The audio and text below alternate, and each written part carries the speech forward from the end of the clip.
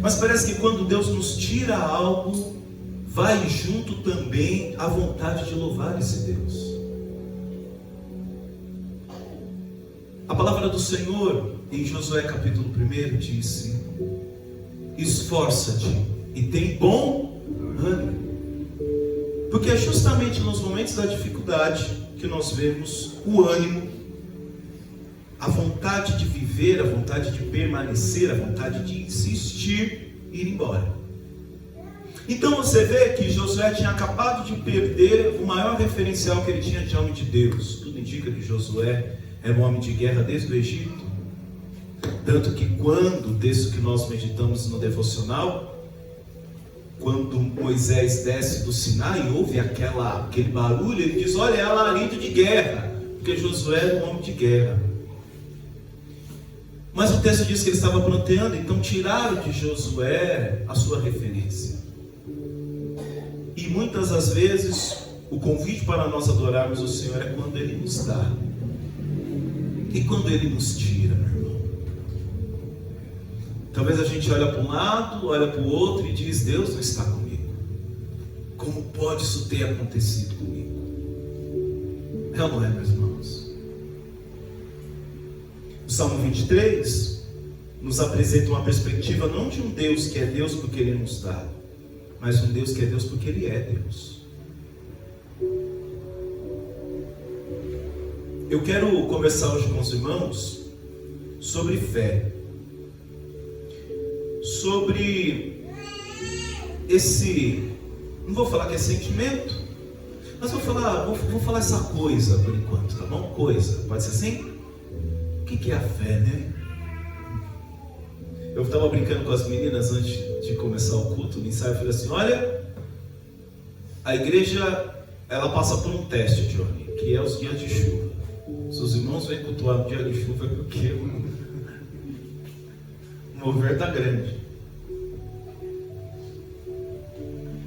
Então vamos lá, João capítulo 20, do 19 ao 31. Melhor, 19 ao 31.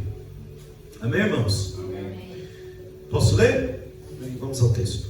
Chegado, pois, a tarde daquele dia, o primeiro da semana, e cerradas as portas onde os discípulos, com medo dos judeus, se tinham ajuntado, chegou Jesus e pôs-se no meio e disse: paz esteja convosco. O que Jesus disse, igreja? Paz esteja convosco. Amém. Olha para o irmão do lado e diga isso que Jesus disse: paz esteja convosco. Paz esteja convosco. Versículo 20. E dizendo isto, mostrou-lhes as mãos e o lado, de sorte que os discípulos se alegraram vendo o Senhor. Disse-lhe, pois, Jesus outra vez: paz seja convosco. Assim como o Pai me enviou, também eu vos envio. E havendo dito isso, assoprou sobre eles e disse-lhe: recebei o Espírito Santo. Aqueles a quem perdoardes os pecados, lhes serão perdoados, e aqueles a quem os retiverdes, lhes serão retirados, lhes serão retidos. Versículo 24. Ora, Tomé, um dos 12, chamado Dídimo, não estava com eles quando veio Jesus. Amém? Até aqui, depois a gente continua mais. Vamos orar? Pai, graças te damos por este momento, Senhor. Graças te damos, ó Pai, por estarmos reunidos como irmãos. Obrigado, Senhor, pois o Senhor também se faz presente aqui. Os hinos são para ti, as orações, as palavras de amor, de adoração, é para ti, Senhor. Que o Senhor acolha o nosso louvor, a nossa adoração. Que o teu Santo Espírito nos dê sabedoria, ó Pai, para entender a tua palavra e extrair dela todas as riquezas que ela tem a nos oferecer nesta noite. Em nome de Jesus. Amém. Amém. Irmãos, o Evangelho de João, ele foi escrito provavelmente em 85 e 95 depois de Cristo. Qual era o cenário que esse Evangelho foi escrito? Os cristãos estavam passando por perseguição. estavam com medo. E quando falta um norte, quando falta uma direção, o que mais vai aparecendo na nossa vida são pessoas te apontando um caminho. O que estava acontecendo naquela época? Heresias. Só naquela época, hoje não está acontecendo não. Né? João, ele tem o objetivo de mostrar para aquele povo que a fé não estava pautada em tocar. Por isso que eu comecei dizendo: e quando Deus não nos dá? E quando Deus não dá prova da sua existência através dos nossos sentidos? Exemplo: quando eu estou orando e eu não me arrepio. Quando estou orando e não choro, Alex. Ou quando eu peço e aquilo não vem. A minha fé se esvai ou ela permanece em Jesus? O que está acontecendo aqui são dias após a crucificação de Jesus. Tem um detalhe nessa palavra que vai dizer no início que chegado, pois, a tarde daquele dia, versículo 19. Chegado a tarde daquele dia. Onde está a minha Bíblia? Eu tinha deixado ela junto aqui. Daquele dia. Qual dia, meus irmãos? Versículo 19. Qual dia? A igreja está aí? Então aqueles pregadores, você está comigo? Qual dia da semana, irmãos? Primeiro dia. E que dia é esse? Domingo. O dia que o Senhor ressuscitou. Veja que é o mesmo cenário. No capítulo 20, no versículo 1, diz: e no primeiro dia da semana, Maria Madalena foi ao sepulcro de madrugada, sendo ainda escuro, e viu a pedra tirada do sepulcro. Ali começa uma corrida entre Pedro e João para chegar até o lugar onde Jesus havia sido sepultado. Mas nessa corrida acontece algo interessante, meus irmãos. Veja o versículo 6 do capítulo 20. Chegou, pois, Simão, Pedro, que o seguia, e entrou no sepulcro e viu no chão os lençóis. Guarda esse detalhe. Pedro chega no sepulcro, porque Maria Madalena fala: olha, o Senhor ressuscitou. E é o que eles fazem? Correm no túmulo para ver se Jesus está no túmulo. Mas é engraçado, porque se Jesus ressuscitou, o último lugar que ele saiu era onde? No túmulo, meu Deus. Mas a gente precisa ver. Os nossos cultos são epidérmicos. A gente precisa ver, precisa tocar, precisa sentir, precisa se arrepiar. Tudo bem.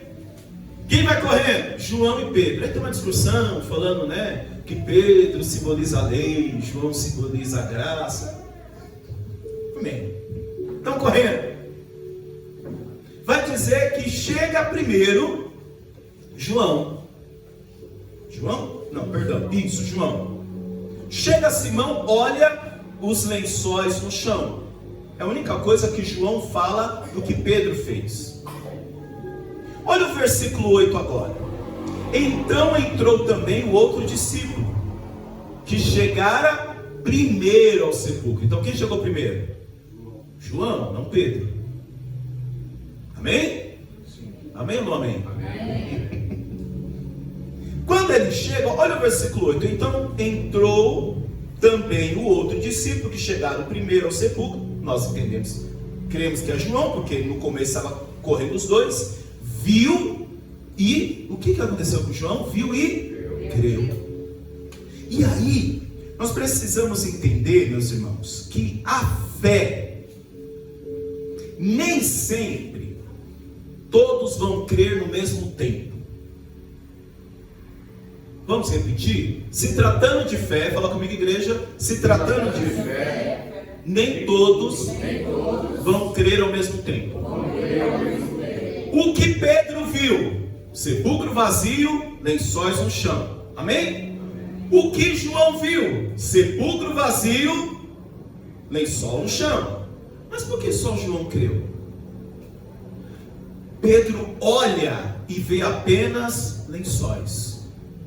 Quando João olha e vê o sepulcro vazio, ele fala: verdadeiramente Jesus ressuscitou, porque ele não está mais aqui. E é interessante porque o versículo 9 diz: porque ainda não sabia a Escritura. Quem não sabia a Escritura? É só olhar o versículo 8. João, que era necessário que ressuscitasse dos mortos. E ainda João faz questão de escrever que ele vê e crê. Mas esse crer não foi nem pelo que tinha sido apresentado pelas Escrituras, porque o versículo diz que ele não sabia acerca das Escrituras. Tem coisas que nós vamos ver, enxergar, mas só o Espírito Santo vai nos dar a verdadeira visão daquilo. Pedro chega e olha lençol. João chega a ver o mesmo cenário, mas crê: Jesus ressuscitou. E aí que está a grande questão. Se os dois viram o mesmo cenário, por que um creu e o outro não? Depois, quando você vira a página aí na sua Bíblia, tem um capítulo, irmão Mauro, irmão Júlio, dedicado a esse que naquele momento viu o lençol e não creu. Capítulo 21 de João, que Jesus volta e monta, irmã Isaura, todo o cenário de quando Jesus encontra Pedro em uma pesca frustrada. Jesus monta o cenário de novo, de pesca frustrada. Pedro, Tiago e João no barco, eles não pescam nada. Quando ele volta, tem o que? Tem brasas, porque antes Pedro tinha se sentado em uma roda para negar Jesus diante de brasas, e Jesus monta todo aquele cenário para Pedro. Mas a conversa aqui é interessante, porque Jesus ressuscita e agora ele passa a aparecer não mais para uma pessoa. Vocês repararam? Ele passa a aparecer para um grupo de pessoas. E no grupo de pessoas, eu torno a dizer, nem todos vão crer no mesmo tempo, irmão Cris. Vai ter gente que vai ver o lençol, mas para ele vai ser apenas um lençol. Outro vai ver o túmulo vazio e vai dizer: verdadeiramente vive o meu Senhor, ele ressuscitou. Como vai ter uma mulher que vai achar que é o jardineiro e vai começar a bater um papo, quando menos espera ela está falando com o próprio Jesus ressuscitado. E não é pela intelectualidade, não é pelo conhecer das Escrituras. Aqui João deixa claro que a revelação que Jesus havia ressuscitado não veio da leitura, mas o Espírito Santo havia revelado para ele. Versículo 10: tornaram, pois, os discípulos para onde? Casa. Foram para a igreja? Foram para o templo? Foram para casa. Agora a gente chega na história desse personagem que eu quero pregar sobre ele hoje, Tomé. Desde pequenininho a gente ouve o quê? Tomé duvidou, né? Tomé não tem fé. Foi ou não foi? A gente ouviu desde pequenininho? Versículo 19: chegado, pois, a tarde daquele dia. Que dia? O dia da ressurreição. Que dia era esse? O primeiro da semana. O primeiro da semana, e cerradas as portas onde os discípulos, com medo dos judeus. Meu irmão, não é coincidência, mas essa coisa de templo grandioso, luxuoso, com cadeiras almofadadas, com um telão de LED que pega o tamanho do palco, ar-condicionado. Tem igreja que abre teto hoje. Isso daqui tem nada a ver com a Bíblia. Amém, irmãos? Amém. Nós estamos falando de um povo que tinha medo, mas não abandonava o Evangelho. Nós estamos falando de um povo como Pedro, como nós vimos no devocional, que preferiu ser preso, Tiago morto ao fio da espada, mas não negou o Evangelho. Então onde que os irmãos se reuniam? Nas casas.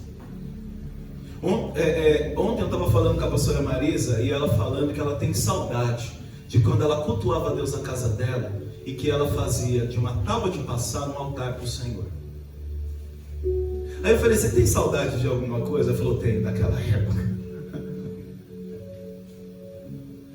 Paulo e Silas estão presos, encarcerados, com cadeias nas mãos, na cintura, guarda. e eles naquele momento aproveitam para adorar o Senhor. Porque adorador de verdade não procura oportunidade para adorar. Qualquer momento é um momento para adorar. E há quem diga que Paulo e Silas estavam adorando a Deus para vir terremoto. Me mostra isso no texto. Não tem Paulo e Silas orando, ai Senhor, me tira do cárcere. Não, ele estava adorando, como nós acabamos de cantar. Porque, meus irmãos, quando tirarem aquilo que a gente diz, que é sinal de Deus na nossa vida, a exemplo da música, talvez muitas pessoas vão perguntar para mim e para você: e agora, Vinícius, o que você vai fazer? Te tiraram a casa sal, e agora, Vinícius, o que você vai fazer? Tiraram o seu teclado, e agora, Vinícius, o que você vai fazer? Tiraram a tua casa, o teu sustento, o que você vai fazer? A gente acabou de cantar, eu vou adorar, até Deus te colocar na situação da adoração. Eles estavam trancados por medo. Medo, está escrito aí. Sentiam ajuntados. E meu irmão, não tem jeito. Sozinho você não vai conseguir. Volte a congregar. Ah, mas tem dificuldade na igreja. Eu não estou falando que a igreja tem unicórnios, cavalo alado, nuvenzinha. E sabe um dos problemas da igreja? Sabe quais são eles? Posso falar? Fala, Deus. Você, eu. Pensa aí. A Casa Sal, né? Ainda não, porque o pessoal ainda está no freio, né? O pessoal está no primeiro amor, está namorando ainda, sabe? Ainda está na época do WhatsApp, ouve coisa da Casa Sal. Vamos também daqui uns anos, uns 6 aninhos, né? Nossa, pastor, você é pessimista? Não, eu sou realista. E a fé, né, é na realidade. No comecinho é assim, tudo bonitinho, tudo lindo, tudo maravilhoso. A palavra diz que eles estavam ajuntados. Chegou Jesus, versículo 19, e pôs-se no meio deles, e disse-lhes, paz seja convosco. O fato do evangelista ter escrito que Jesus pôs-se no meio deles já mostrava que Jesus não estava no seu corpo físico, mas em posse agora de um corpo glorioso. Porque se eles estavam trancados, como que Jesus se pôs ali no meio deles?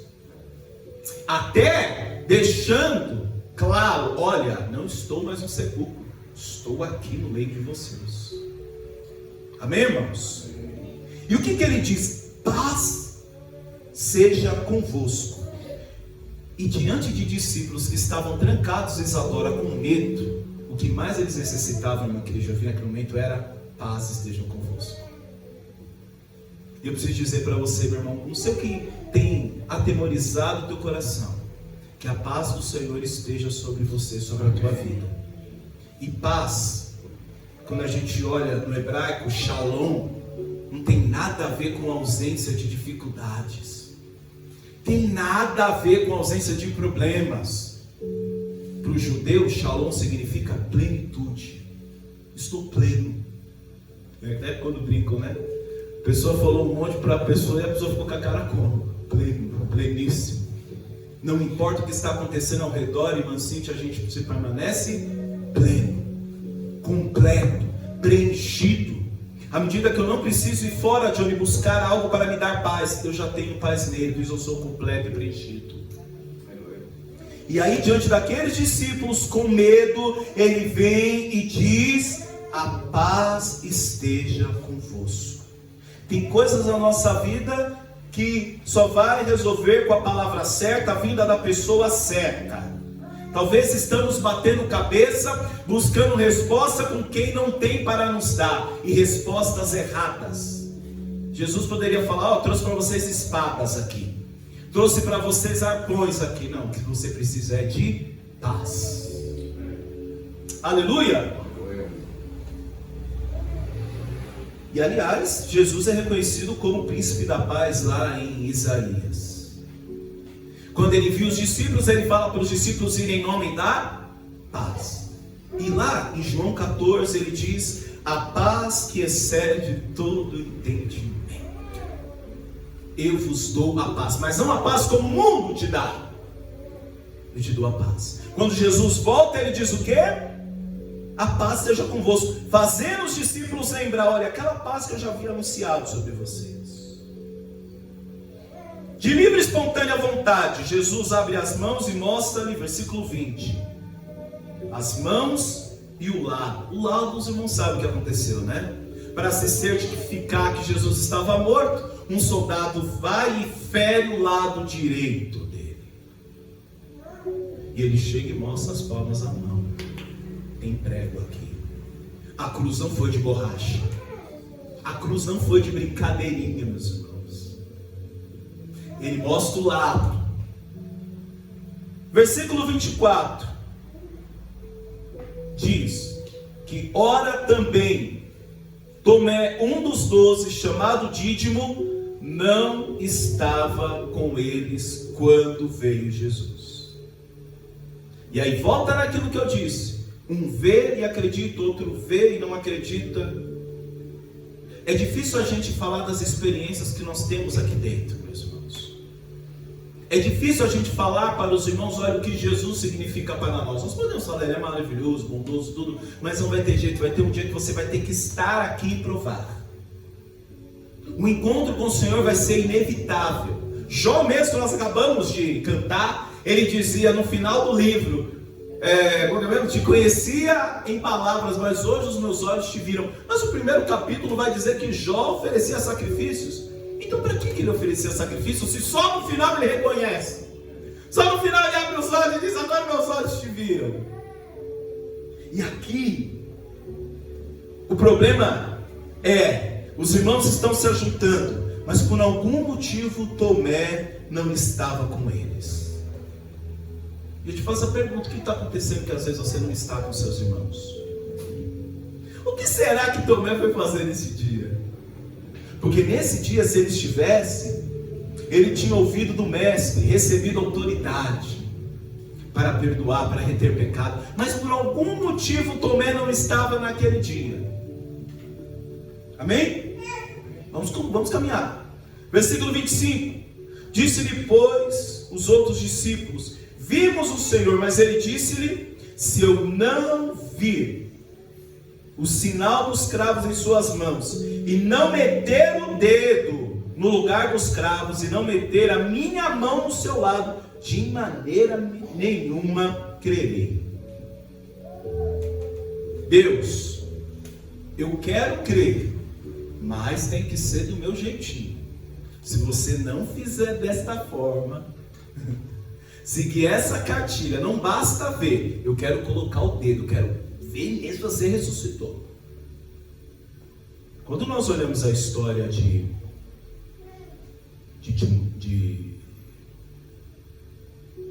Tomé, ele aparece por 2 vezes.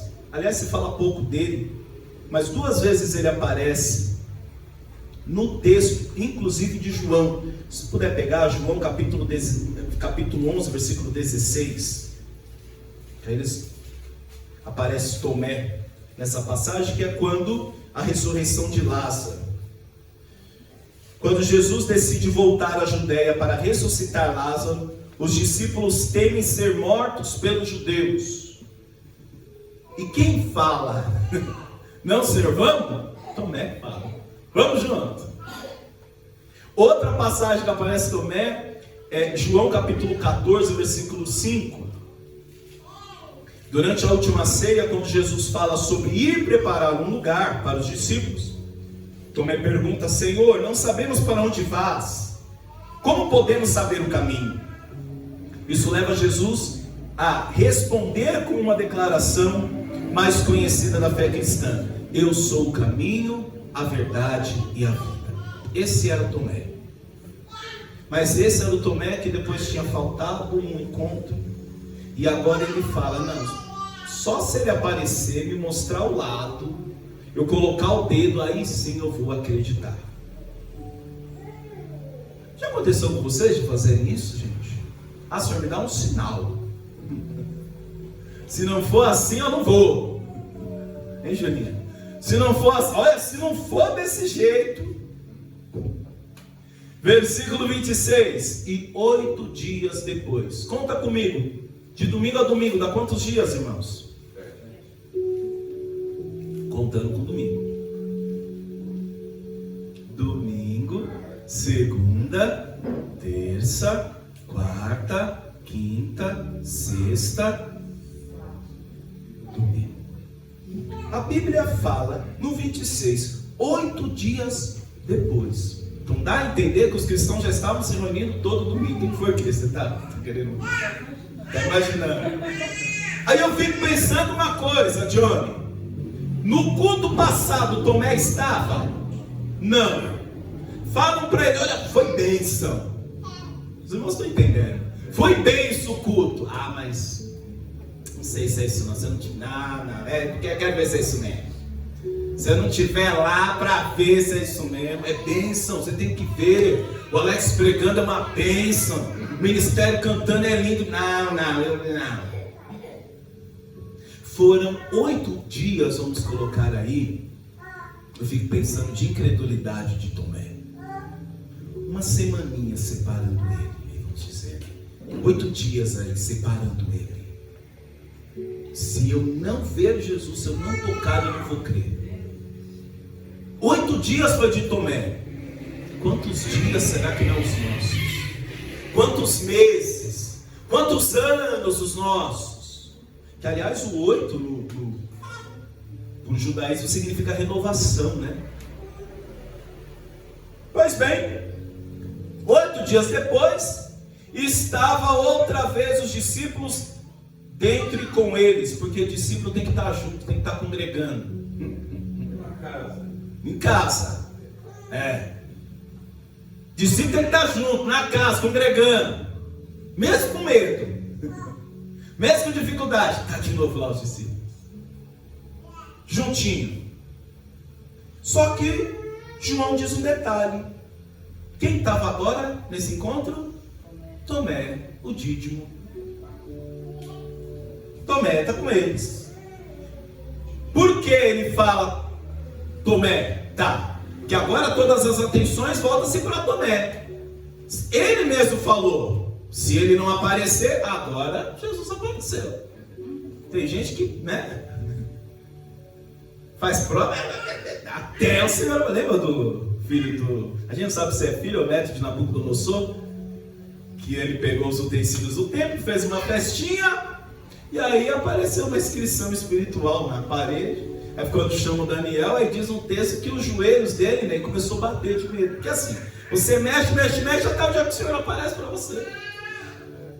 Paulo estava matando geral, até um dia o Senhor aparecer para ele. E aí chegou esse dia. Mais uma vez o detalhe, chegou Jesus, estando as portas fechadas, apresentou-se tudo como Tomé queria. Apresentou-se no meio e disse: paz seja convosco. Mais uma vez. Meu irmão, agora eu preciso dizer aqui.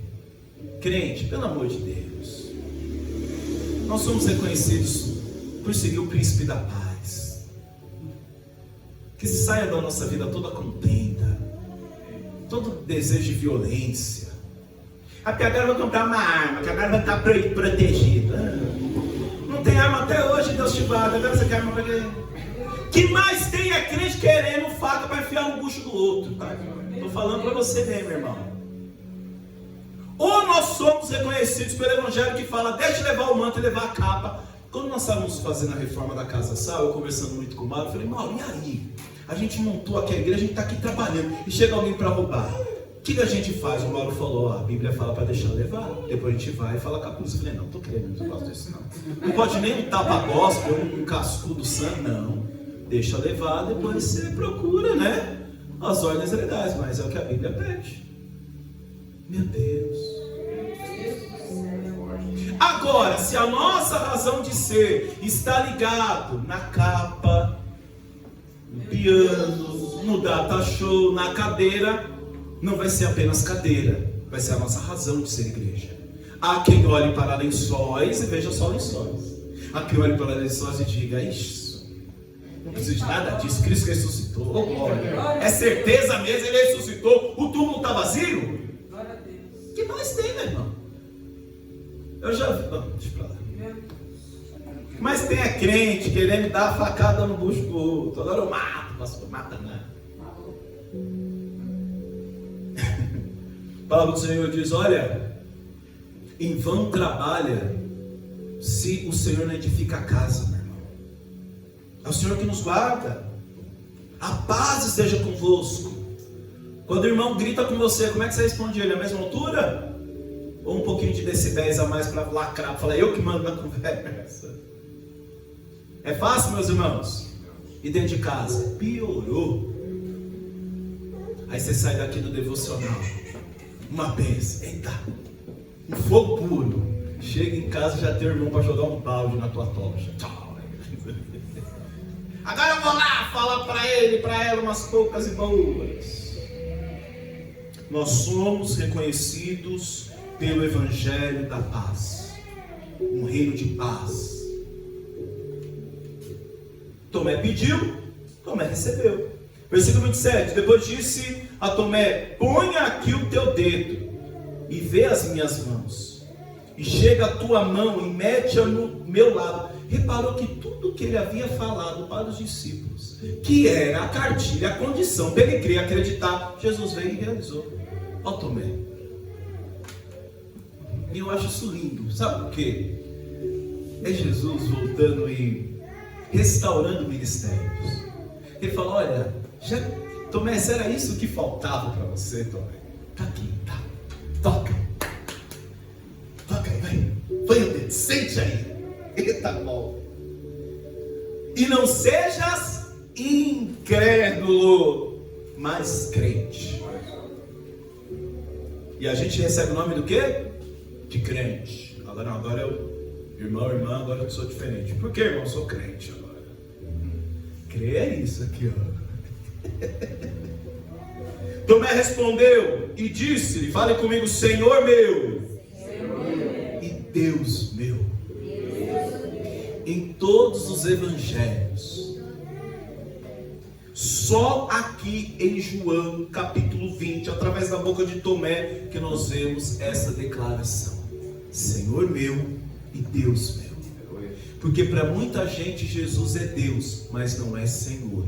À medida de que, se Ele é Senhor, eu tenho que me submeter a Ele. Olha que coisa linda. Senhor meu e Deus meu. Será que hoje aqui na Casa Sal nós podemos dizer: Senhor meu e Deus meu?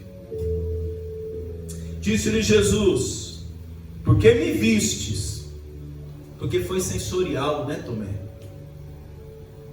Talvez o testemunho dos irmãos reunidos em nome de um Deus que você não vê, mas sente a sua manifestação para você, Tomé, não foi o bastante. Talvez, Tomé, o testemunho de uma mulher que foi lá no sepulcro e voltou falando que o Senhor havia ressuscitado para você não foi o bastante. Foi necessário pegar. E é o versículo 29. Porque me vistes, Tomé, crestes, bem-aventurados os que não viram e creram.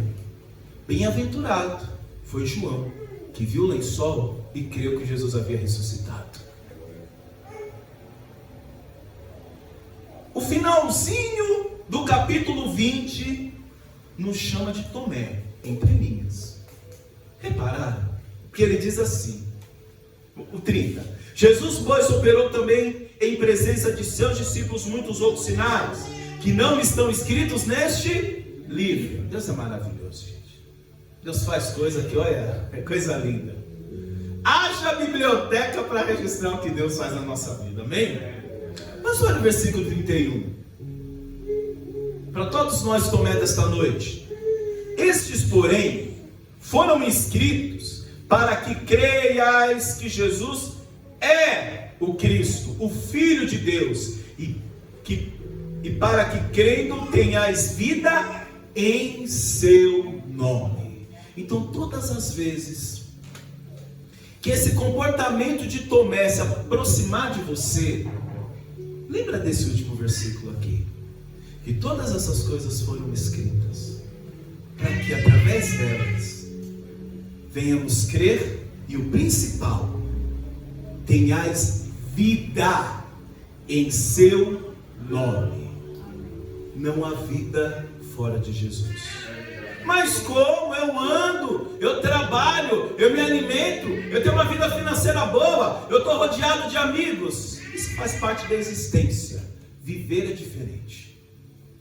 Viver é diferente. Viver é ter ponto de partida e ponto de chegada nos esperando. Nós temos um ponto de partida, é a cama. Não esquece da tua cama não, viu, meu irmão? Todos nós temos uma caminha para lembrar de onde Deus nos tirou, o que você era. Carrega essa cama até chegar no ponto de partida que é Cristo Jesus. Eu não sei qual a prova que a igreja desse século tem pedido. Tem até algumas músicas que dizem: ah, se o Senhor fizesse novamente, né? Ah, se o Senhor abrisse o mar de novo. Ah, se o Senhor abrisse o Jordão de novo. Deus já abriu, meu irmão. Abriu o Jordão, abriu o Mar Vermelho, parou o sol, fez chover maná. E por último, como diz Hebreus, quando ninguém mais imaginava, Ele mandou o seu único filho. Aí fica aquela discussão, né? Quem matou Jesus? Os judeus? Os sumos sacerdotes? O sinédrio? Os escribas? Quem matou Jesus foi o próprio Deus, meus irmãos. Quem matou o próprio Filho foi o próprio Pai. Se isso não é motivo para nós crermos e acreditarmos, a história foi dividida através dele. Antes, depois de Cristo. Estamos reunidos por causa dele. Cantamos, às vezes cansado, por causa dele. Insistimos em pregar o Evangelho por causa dele. Não precisa voltar mais para o túmulo. O túmulo não tem novidade. Tem coisa na nossa vida, meus irmãos, e não sei porque Deus me manda dizer isso, que é como um filme repetido. Ah não, mas agora vai mudar. Ah não, mas agora vai ser diferente. Não paga não. Tem gente que paga para ir no túmulo ver. Não paga não. Não queira voltar não. Cristo está de braços abertos nos oferecer uma vida nova, meus irmãos. Uma vida nova. Toque em Jesus nesta noite. Se aproxime de Jesus nesta noite. Vamos ficar de pé. Deus é bom, Deus é maravilhoso. Felizes aqueles que não viram e creram. Não viram e creram. Eu não sei o que motiva você no seu dia a dia. Se nós ligarmos o noticiário, piorou, né? Tem nada ali que nos deixa animado, a não ser a certeza que o Senhor está voltando, meus irmãos. Nunca se viu um tempo tão próximo. Basta olhar. Agora se você a gente fala crente boca aberta, que está lendo a Bíblia, não está vendo nada, aí você vai estar entendendo mesmo. Reino contra reino, filho matando pai, apostasias. Nós somos chamados ainda a anunciar um Deus que não está no túmulo, meus irmãos.